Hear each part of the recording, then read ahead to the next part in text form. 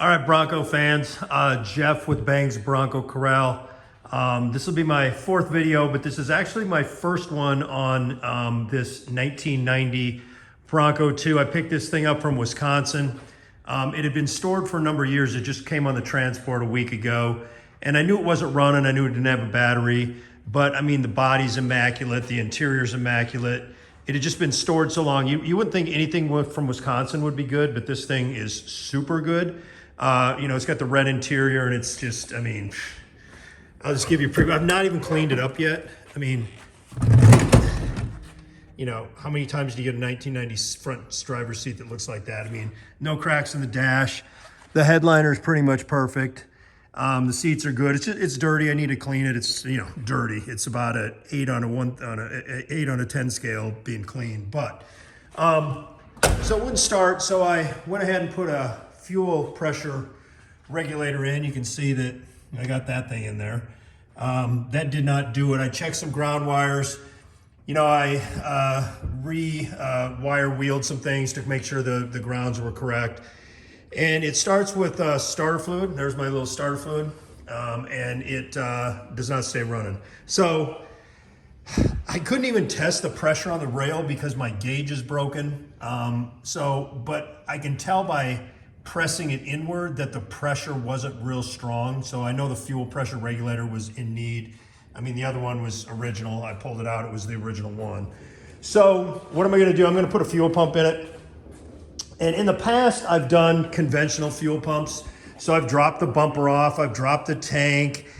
I've broken the damn fuel clips on the gas tank because you drop the tank 2 inches and the things crack, and then you got to redo them, and that's a pain in the neck.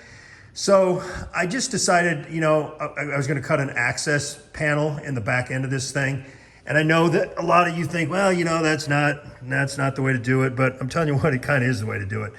It's quicker, it's easier. You know, the access panel should have been there in the first place. Ford should have had one on a hinge or a bolted panel or something. So I've kind of laid this stuff back in here. I've already done the work, and I'm just going to kind of walk you through the process. So the first thing I had to do, this black rail back here has 6 or 7 screws in it, Phillips screws. You've got to loosen those up so that you can pull the carpet out. So I yanked the carpet out, which was no big deal. Pulled that out. And then you're faced with this, this tin panel here that kind of holds the carpet in. There's 3 screws on it. There's one there, there, and there. But then there's also a screw about here and about here down underneath the back seats. It's kind of a pain in the neck to get to. I've never had to take one of those out with the seats in. When I'm stripping these out and putting vinyl flooring or tearing them all down, I've always got the seats out when I have to get the 2 Phillips out. So it was a little bit of a task reaching under the seat to get to the screws, and I'll show you where they are.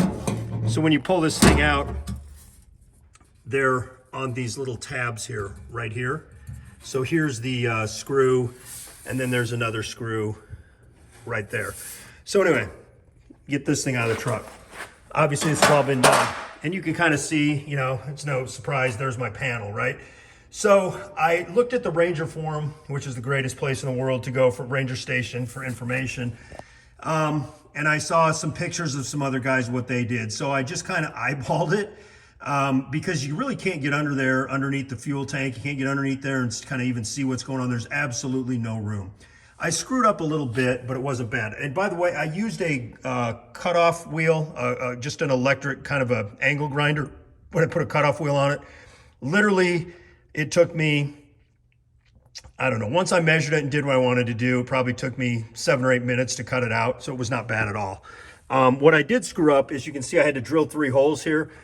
Because, being the genius that I am, I should have cut back in here, but I elected to cut up in here because I didn't know that this was in here, this panel. You could, I mean, maybe you could see it if I really got under there and looked, but I'm not sure I could have calculated the difference anyway. So I kind of winged it, and here's what I came up with.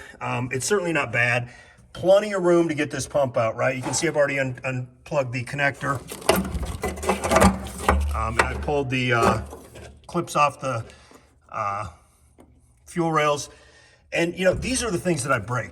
when I drop the fuel tank down, there's just not a lot of leeway in those lines. So you drop it 4, 5, or 6 inches, and all of a sudden those things snap before you can even get your hands on them. Plus, it's not easy to do. I mean, they got these little clips on them that you got to pry off with a screwdriver. And where are those? Just a minute, let me get those.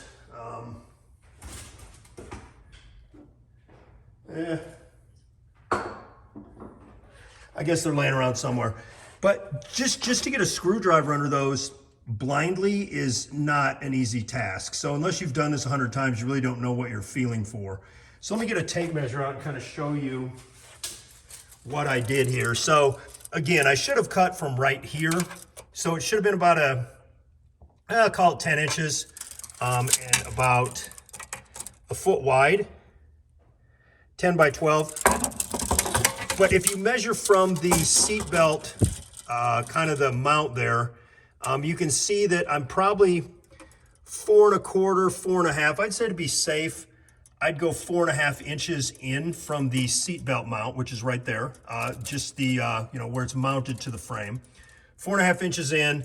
And then from a left to right standpoint, this over here that you're seeing right now is the driver's side. And you can see that we're not quite to the outside of this.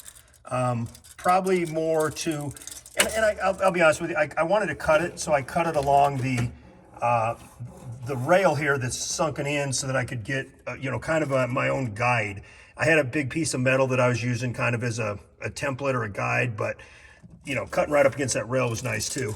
On the passenger side, you can see we went outside that seat belt, probably, where are we here? I don't know, a 1/2 inch maybe outside the seat belt cover. So it's not equal left to right. Looking at it, I didn't have to do it that much. I could have made this hole probably quite a bit smaller.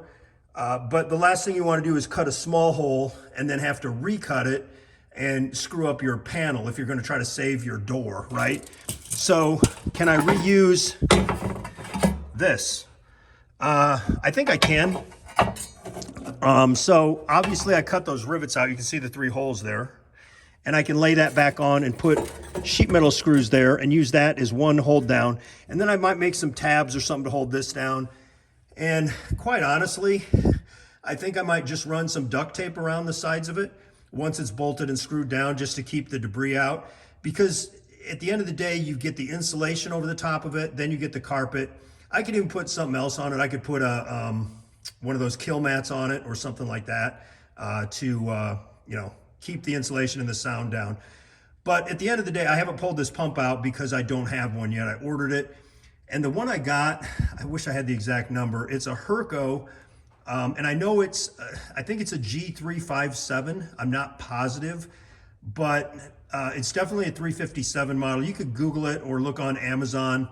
Amazon had them for like $105. It's a couple weeks to ship them. There's a guy on eBay that sells them for $91 with free shipping. And I've bought one from him before. It came pretty quick, and no problems with the fuel pump. I didn't just replace the pump. I got the whole assembly with the fuel gauge sensor deal on it. I forget the name of it. But anyway, I thought that I didn't see any videos on YouTube about this at all. So I just wanted to show you, kind of how it looks like. So that's it. I think it's going to be a much simpler repair. Hopefully you'll get this 1990 running.